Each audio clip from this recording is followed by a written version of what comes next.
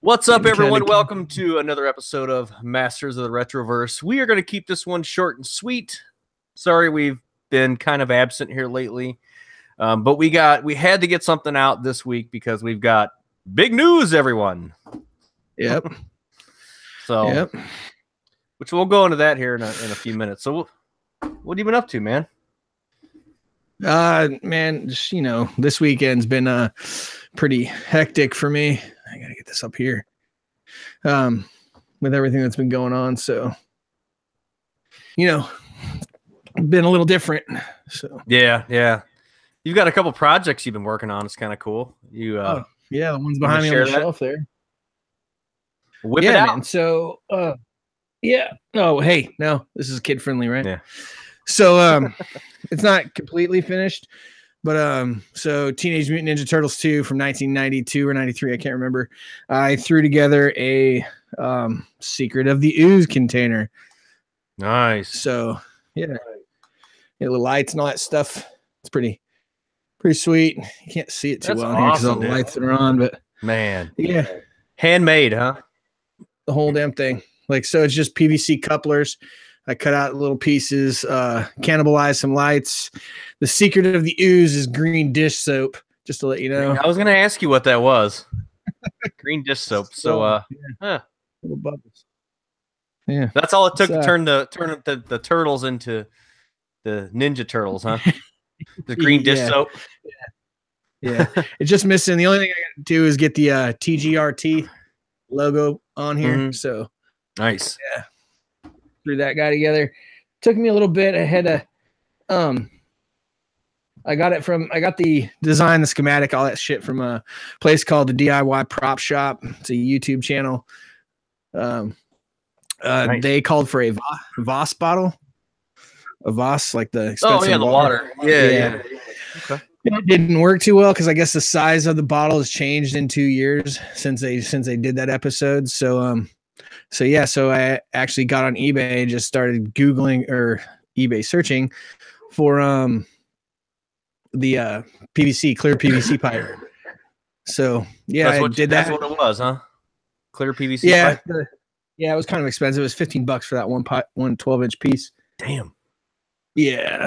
Well, you could probably make that thing is pretty close to the Resident Evil tube of the you know what I'm talking about? That one next. Yeah. Good. I've always wanted one of those, and those damn things, shit, dude. I've seen them. Like, you can buy them. Fuck, they're like $200, man.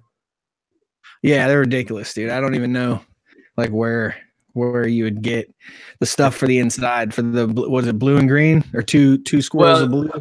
It's two, yeah, because you got the T virus, which is blue, I believe. And I think the antivirus was green or whatever it was. But getting the little curly Q things, the little spiral things, it'd be pretty tough to do. Yeah. Yeah, I can figure it out. If not, you can always maybe make it so you just make a plaster mold or something. Get some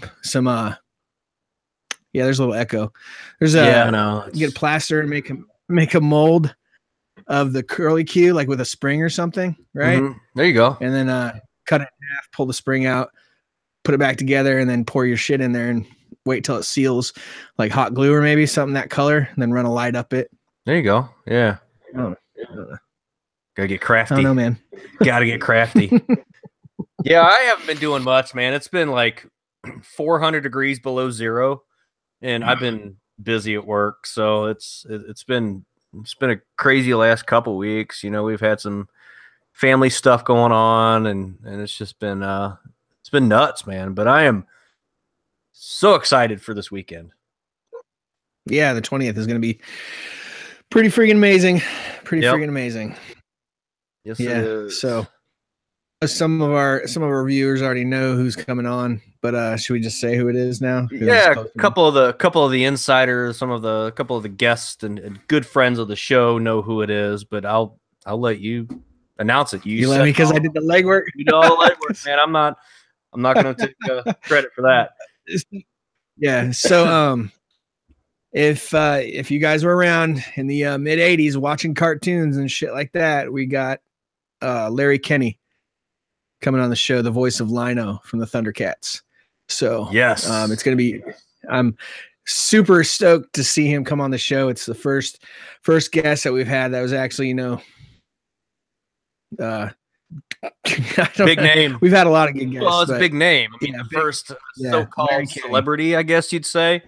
He's man. That's so exciting. This is big.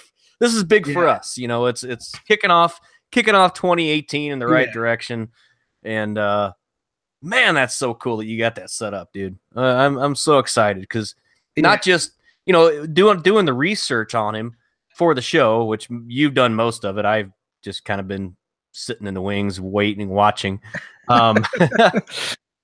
But the holidays couldn't go by fast enough.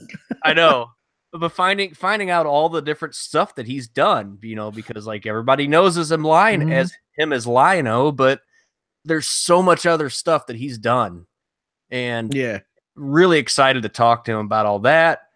And then I'm kind of, I guess, a fan of not really a fan of his daughter, but I'm a fan of the show that his daughter was on. That was pretty cool. Reno 911. Reno 911. Yeah. That's I couldn't believe that when I found that out, man. That's great. Yeah, he posted because he's my friend on Facebook now. After all of this, we've talked quite a few times via Messenger and stuff like that, and he posted something about his daughter was doing something the other day. She was on some shopping thing or something. I gotta look at it later. Like QVC or something? No, it was, I can't remember what it was. Yeah, but she was on something recently. So, but, so Larry Kenny's coming on. He well-known dude. I don't know most of his recent stuff. I do know a more recent kind of 2012-ish, 11. So he was on the new Thundercats as well. He was the voice of Claudius, Lino's father. Which is really cool. Yeah. Yeah, and have him being something current with the Thundercats. It's really sad that one didn't pan out. I really wish the new, Did you watch any of that season? I did. I watched the day at least. Oh man, yeah. I had this shot. I had this room finished. It's when I had this room finished. I didn't have the shelving and everything and the carpet in here and all that. But so in the back of my shop, Wendell texted me now. So in the back of my shop, like I had me, Scott, Dustin, Taylor. There's a shitload of people back here. My wife, Hayden was really young at the time. But we were all back here watching it because I had a cable box in here and stuff. And that's what I was like, I first had the technology in the shop. But yeah, we were watching the first episode of it when it aired. And I had high hopes.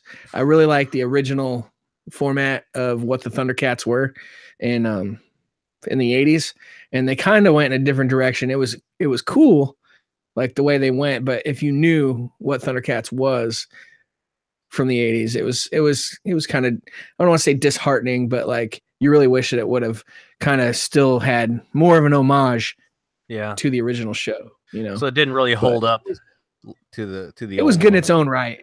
Yeah. It was good in its own right though, so I mean, was it like Voltron? Was it like that type deal where they just completely redid it, tried to make it a new thing, or like revamped it, or what? Yeah, because they were like on Thundera from the start on that one, if I remember correctly. They were on Thundera and all this stuff, and I gotta remember, I haven't watched that show in forever. Like, was it on like regular TV, or was it on? It was on. Yeah, it was on cable. Oh, well, it was like Cartoon Center or whatever it is. Yeah, it was Cartoon Network or something. Was it Nickelodeon? No, it wasn't Nickelodeon. I can't remember where it was. Was it Nickelodeon? Cartoon Network or Nickelodeon, one of the two. I can't quite remember. But they always do their own little spin on. I think it was Cartoon Network, but they always do their own little spin on stuff like that to try to get it outside of that original box. Yeah. And you think about it, back then they did great. Shit, they had so many damn episodes and seasons. They had season one, but they had different volumes within the season one. So Really? Huh. Like He-Man, the episodes went into damn near the 40s or 50s. So I actually downloaded it on my iPad, and when I have downtime, I watch a little bit of it, just like have it going so I can like try to refresh myself from the older one. But I tried to search the new one. The new one wasn't on the iTunes store at the time. So yeah, it was just the old one, but that's the one I was looking for. But I wanted to watch the old one again too, but it was good. It was good. But, when we get him on the show, I really don't want to beat him to death with Thundercats, because that's what he gets. Everybody talks to him about Thundercats. You're right. He is Lino, Lord of the Thundercats, and that's his main. That's like what everybody knows him for from our generation and all that stuff. But like the ones I'm really interested in is like, man, he did Count Chocula and Sonny, the Coco. Yeah. Cuckoo for Cocoa Puffs bird for damn near 40 years. Like he did so much more than just that. And he also did another cartoon too. I want to kind of know what he's like, what currently he's working on, like what kind of things he's doing. And he's on the Don Imus radio show, all that stuff too. Yeah. That's Are you looking him up right now? Well, no, actually it's funny because I was looking at his daughter's. Hey, turn your volume down on your phone. It's all the way down on my phone. Okay. All right, I was getting some echo. No, I was looking at his daughter's IMDb page. Her name's Carrie Kenny. Okay. And I was just looking to see if they mentioned him on there, and they did. And it was kind of, they were talking about that. They were talking about Count Chocula and Sonny and Lino and all that stuff. So yeah. So I know I've heard of the Don Imus show. I'm gonna have to look into that a little bit more. Yeah. He did Bowling for Dollars. Like I was watching all his interviews. I'm trying to study, just make sure I don't sound like a dumbass as usual. Yeah, well, yeah, like I heard, dude. I mean, I listened to some of his interviews, and like that's all anybody would talk about is the Thundercats. Like right. Like if that's like if we were a Thundercat basic, just that would be it. Then going into it, but like I don't want to just talk. I want to talk about current things that he's working on, or things like that. I want to, like I love seeing the past come forward and carry over to new things and new stuff. Like, this is really awesome that I found out he was Claudus.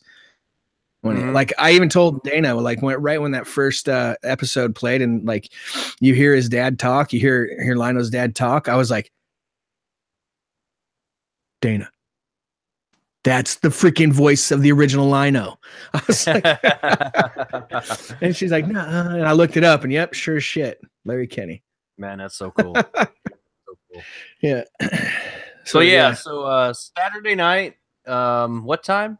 What time are we scheduled? I think it's late afternoon. So I think I'm gonna hit him up 5 or 6. He's got to confirm the time. So, but it's gonna be Saturday for sure. The 20th. The 20th is the date.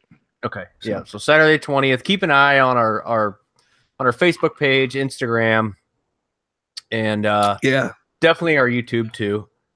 And any one of those, and you should be able to find us live, and we'll be talking to Mr. Larry Kenny. He's kind of an icon to our generation, I guess you'd say, even though he's culture icon from the 80s. Yeah. He's like a very well-known, unknown guy, because a lot of people, you say Larry Kenny, they have no idea who you're talking about. But then when you say Lionel, everybody our age knows Thundercats. Even if you didn't watch it, you know who Lionel is, you know who Thundercats are. So I think it's gonna be good. Yeah. It's gonna be fun. It's gonna be good. It's gonna be great. It's gonna be great. I'm gonna keep it going. I got a lot of questions to ask. You have some questions to ask. Mm-hmm. Yeah. Did you watch that video I told you to watch? No, I didn't. Try to find it and send me a link to it. Okay. Yeah, I know. Right? All you got to do is do the Thundercats cussing or whatever it is. Okay. Yeah, I'll find that. I'll have to look it up. Yeah. Hyperflengiman, fucking whatever. Like I want to. That's the type of shit I want to fuck you, my dear. Facebook didn't get that, but YouTube got the voice change. I love that type of shit, man. I love the behind the scenes, man. I've always been fascinated by like voiceover stuff and how they put it to like how they put it to to the artwork and to the animation, and it's just something I've always been fascinated with. And I think I've mentioned that before. Like, I love watching just guys do the voices like live, like there's that video going around of the guys that do Pinky and the Brain, and they were reading one of the Pulp Fiction scripts or whatever it was, and it was awesome. They were doing it in the voices. I love that type of shit. That's and awesome, dude. like him and like Seth MacFarlane. I love watching videos of him where he's doing Stewie and Peter and all the voices. It's always fascinating me. So to have somebody like this that I knew growing up, and it's a very distinct voice. You can't, like you said, you can't really mistake. Yeah, you can't really mistake his voice. And the great part about it is when he explains it in all the interviews that he does, it's his voice. All he does is he adds a little bit of what we call in the services command presence. Like that's right. What he does. Yeah. Thundercats. Like just puts a little character to it. Yeah. Come to my hand. Like I freaking love it. Yeah, that's awesome. In the shop, because they know, because like I was on where I work or whatever, because I was talking to him via Messenger when I was in the shop or whatever. Now Jared walks around, he's like, Thundercats, ho! Like, that was pretty good. Yes, but like him and Peter Cullen, who did the Transformers voice. It's unmistakable. He is like, I'm trying for Peter Cullen. Like, it would be awesome to get Optimus Prime on the show. I'm sure he's not tired of it, because that guy is like, I think he is like the living humanoid of Optimus Prime. Well, yeah, he does the voice for the movies too. All of them. Yeah, I mean, every single Optimus has always been Peter Cullen. I looked at which is just awesome. I love that. Yeah, that's so cool. So I don't know, man. It's insane. It's awesome to have, just to have that culture still, to have the people that did the shit in the 80s still doing it to this day. I think it's outstanding. But that's the thing. A lot of them are getting up there in age, man. They're either retiring or, they're gone. Yeah. Yeah. I know. Well, the Thundercats suffered a loss. So, yeah. Yeah. We won't bring that up in the end. Right. Yeah. Man. It'd be great. Yeah, it's gonna be really good. What else we got? Been working on the game a little bit. I know. Yeah, I was doing some artwork for it. Now I'm kind of putting it all on pause because of that thing you sent me. I kind of really want to get into that. Yeah, it's cheap too, man. It's not bad. It's like what, $60 or $70 for the program plus the yeah. But when I do the hardware, I'm gonna do the. Yeah, I think I'm going to do the 267 back. Are you? Yeah. Yeah, because you see how far they off from their goal, right? Yeah. No, I didn't really see that, but they're about $10,000 from their goal. They need 10,000. Wow. Yeah. Well, let's promote a little bit here. So what I found was, do you remember what it was called? It was called NES. It's kind of NES Maker. Yeah, NES Maker. NES. Yeah. And what it is, it's a program where they basically you make your guy. I mean, you make your game. It looked to me like it was pretty much set to side scrolling. Or no, I'm sorry, adventure, like the adventure style, like Legend of Zelda, stuff like that. Zelda, yeah. Yep. But basically, it's supposed to be super easy to make your own game. You make your character. You don't have any of the coding or anything like that. And then it's all on Kickstarter right now. And then they have a piece of hardware that you basically plug an empty cart into and load it up onto the NES cartridge, and you stick it in your NES. You can play it. I mean, it's really cool. I like the idea, and they've got different category. What is it, like $30 or $40? I think you can buy just the software, and I think 60 or 70 you can buy the software with the hardware. The next step up, I think, was the hardware in like a NES Mini case or something like that and then you get a cartridge as well. Yeah, that's the one I'm gonna do. Is it? Like, so it's 267. So we got about 30 days left on the program from what I saw for their Kickstarter to go. They had different levels. If they would have got further, like they have different goals. So within their original goal, they have where it goes, and they're at the basis right now. They need $33,000 to do this. They're at 21 and some change. So kind of sucks. Like I wish I'd be like, hey, here's 10 grand, like put them above that thing, and then they make our game for us. So like if you're at that 10 grand level, they make the game for you, and we'd bring them up to their goal and make them pass their goal. But that's that'd be cool. Yeah. It would be. It'd be awesome. NES Maker, that freaking video is awesome. They come in a DeLorean. It's like 1988. Yeah. Like they started out 1988 arguing over fucking Nintendo. Like, yep. I'm gonna make a game. Hold on, let me hit the button. Yeah, that's so cool. Time travel. That's so cool. I hope they hit their goal, because I think it'd be a really good product, especially this day and age with all the retro pies and all that stuff. Ugh, shit. It's just everybody's so into it right now, and to have something like that where anybody can make their own game, I think it'd be it's a gimme, man. I hope it does well. Yeah. Speaking of retro pie, I picked one up. Did you? Mm-hmm. Yeah. Mm-hmm. I was gonna add it in another scene here, and I play some old arcade from the MAME, whatever it stands for. So it's like all. So my goal with the retro pie is to make a little bar top arcade system, just like what you see, with the whole wheel and all that stuff. But I've been playing on the TV right now. You can play all the arcade games. I don't have a lot of the arcade. There's only 176 arcade games. Like, no shit, you got to add coins to it. So you hit the select button, it adds coins. Mm-hmm. And then you get to play. So I've been all over Metal Slug. Like, that's a good one. Yeah. Metal Slug, Samurai Showdown. It's not the same though, because you got to have the joysticks. You know what I mean? Like, I've been using my little Xbox One controller. So you sent me that picture too of all the games and stuff. It's really cool that they got like N64 games and stuff you can get on there. Yeah, so they have everything. So they have VIC-20. They have all your like Commodore stuff, the Commodore VIC-20, ColecoVision, Atari Jaguar,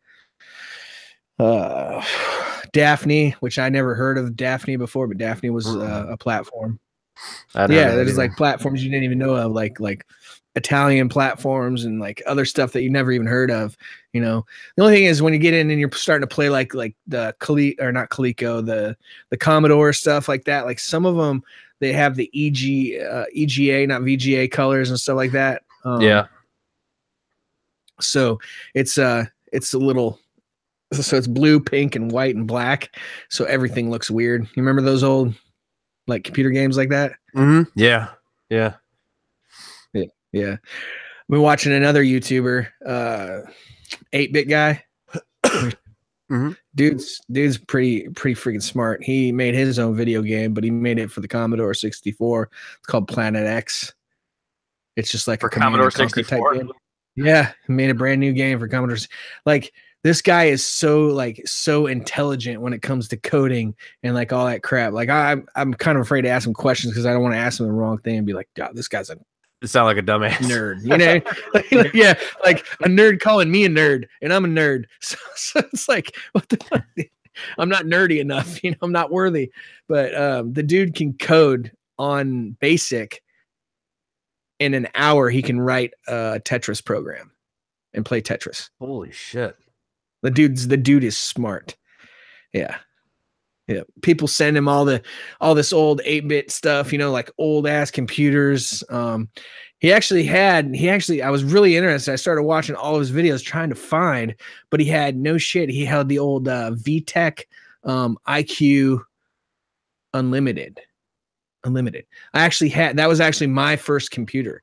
So, and back then, like, my mom thought it was just like a game, like a video game thing. And so did I, honestly. Cause like you played like word zappers, number munchers type games. And, you had like an art studio and crap like that on this little computer. Like you just plug into a regular TV through the, video input. So I had that. Yeah, I had one of them old printers with the holes in the side, and you print out your stuff. You know, the what the fuck are those printers called? You know what I'm talking about? The and it goes back and forth.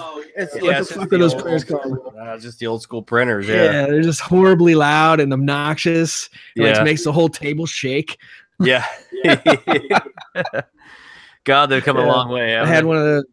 Yeah, but you can actually write BASIC in that on that computer. So you could have like coded Tetris if you knew how to do it. But the problem back then, you know, in the early 90s, late 80s, we didn't have YouTube. We didn't, so you like legitimately had to know somebody who could do that kind of shit. Right. Yeah. You know? Yeah. So it's just insane. Yeah. It's awesome. That is cool. Sorry. I didn't realize VTech was around back then. Yeah, man. VTech, IQ. Because I mean, like my kid's first little tablet when he was like 2 was a VTech, you know. Mm-hmm. Yeah, they have VTech. They had Laser. Remember Laser? No, Yeah, Laser's like a VTech thing. And all they were was fancy address books and stuff like that. And some of them had the video out, so you could hook it up to the TV or whatnot, to a little TV, and actually like, because I used to type my homework on it, and you know, not a lot of kids had computers, but nice because he had word processor. Which is like Word doc. So yeah, we had a word processor, and that was like awesome. And I'd sit there and just type up stories, write stories and shit. I just thought it was so cool. Like we had computers, but we had like the old DOS games. Like we had one that was called Sleuth, which was basically just like an adventure game, but it was just a word game. You know, it was all text basically. You know, like you walk into the room and you find a dead body on the floor. There's, you know, whatever, you know, you got to go through and you got to solve the crime. Yeah. I don't know, but I'm pretty excited. I bought another thing. I won't go into details of why I bought it, but tomorrow is my son's birthday. Right. So we got the Kano, what I was telling you about. So it came out, yeah, the Kano. Oh, the thing. Oh, yeah, the thing for to learn how to write code and stuff. Well, it's not just writing code. So essentially what it is, to be honest with you, it's a Raspberry Pi. So a Raspberry Pi, like everybody thinks about it, all they do is think about, you know, emulators and video games and shit like that. But like, you can go on Amazon, buy a Raspberry Pi, and then go to the Raspberry Raspberry Pi website and download a program called Noobs, right? So it's actually an acronym, but you are a noob. And so it's just it's an operating system. It's a platform for it. So it turns it into the computer, and like you can know shit. You have Bluetooth on the device. This is $35, $37. Some of it comes with free shipping. So you get yourself the Raspberry Pi, you go to the website, you download Raspbian or the program Noobs from the deal, and like shit, have a computer for $30. And there's also other stuff you can do on there, which is pretty popular now, but I won't get into because of copyright shit and all that bullshit. But it comes with Kodi. Yeah. So pirating, all that crap. Like, if you know what you're doing, like it's an avenue of approach instead of buying like a Kindle Fire Stick or anything like that. If you know how to do the builds, if you know how to do, actually, that's a little bit of coding. But so long story short, the Kano is a computer. It comes with a Bluetooth keyboard. Comes with a little case, all that stuff. Plug it in. Comes with a small little SD card with the operating system for the Kano, and it's no shit. Like, so it starts out like a video game almost, and it's a map, and it looks like the circuit board, but it's an island. So there's like it's all blacked out. You start out on what is called the USB beach. So like, or Ethernet port beach or something like that. But that's like, it's where you plug the Ethernet in, or the SD card or whatever. I can't remember. Like it's been a week or so since I watched the video. But so right there, and it unlocks and it, you know, turns fucking colors to a sandy beach. And you walk around, you learn about like that specific spot on the circuit board. And like as you unlock it, it teaches you how coding works, and like in like a younger, like, and there's, it breaks it down to a level, it breaks it down Barney style. That's really cool, man. If everybody, yeah. And has the program on there called Scratch. It's actually you can make video games in it and stuff like that. It was developed by MIT students to help younger generations develop and understand coding. So it's snap and drag and snap coding. So all you got to do is change like your X and Y, you know, your all your shit like that to like where you want things to be on the screen, or how it is, or how it rotates, just your numbers, you know what I mean? Like out of 360 degrees, which way do you want this bush to face? You know what I mean? So you just change your X and Y. Damn, that's change really your X cool, and Y. man. Yeah. Might seem a little complicated as I talk about it, but I don't know. Yeah. So other than that, what have you been up to? Oh, that's about it, man. Just like I said, working and family and all that good stuff. So, yeah, not much, man. Just prepping for the weekend. I'm ready for that. Pretty excited. You know, we've got, like I said, it's been cold as shit here. We've had sicknesses going around. It's luckily they've kind of avoided our family for the most part. But yeah, we're supposed to get another little cold snap here Wednesday. Some freezing rain, maybe some snow or something like that. Yeah, you guys are probably getting what we got last night. Tomorrow's supposed to be like a high of like 12. But then it's supposed to be like in the upper 50s by the weekend. So like Saturday is supposed to be like almost 60. Okay. That's nice. Yeah, that'll be nice. So I'm gonna go ahead and kill the live feed. Don't forget, come find us Saturday night. We'll let you guys know. We'll post on there, let you guys know what time and all that good stuff. But I'm gonna go ahead and kill the live Facebook Live for now. So see you guys. See you later, Facebook. So, all right. Well, I think we're gonna wrap this up, man. You know, I just wanted to keep it short and sweet. Kind of do our big announcement. You know, we got a lot more coming for 2018. We're really excited about it. It's going to be a good year for Masters of the Retroverse, and I don't know, man. It's pretty excited to Saturday. Pretty excited. Yep. Yeah. So we'll go ahead and end this, and we'll see everybody Saturday night. Come find us. All right, man. See you guys.